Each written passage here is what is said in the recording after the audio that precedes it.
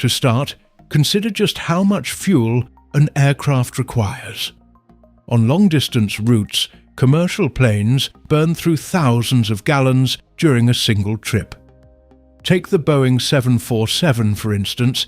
It can carry more than 60,000 gallons of fuel, that's 1,500 barrels. This represents an enormous quantity of highly flammable liquid, which must be stored in a manner that maximizes efficiency, while maintaining strict safety standards. If a tank of that size were installed in the fuselage, it would significantly reduce the space available for passengers and cargo, while also adding extra weight to the aircraft's central structure.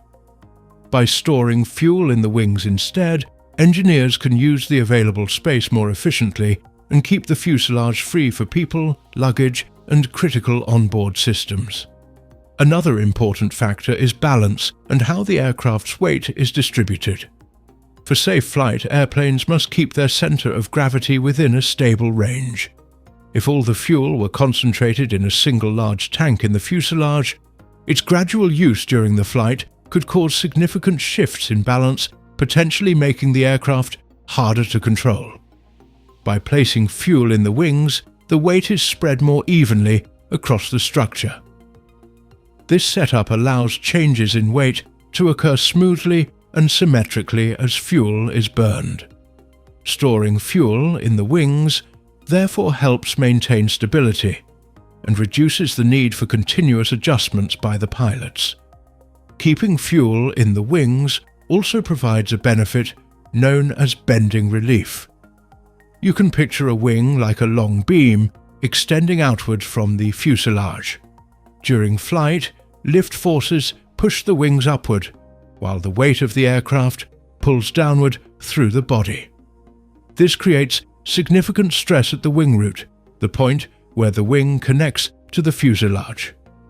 When fuel is stored in the wings, its weight helps offset some of that force. The downward pull from the fuel counterbalances the upward lift, easing the strain on the structure. Safety is another major consideration. Aircraft design places a strong emphasis on reducing hazards, particularly when dealing with flammable fuel. By storing fuel in the wings, it remains physically separated from passengers, cargo, and most vital systems housed in the fuselage. If an accident or fire were to occur, this separation lowers the likelihood of fuel igniting close to those on board. Additionally, in emergency situations, aircrafts can safely jettison fuel from the wings, keeping it away from the fuselage and passengers.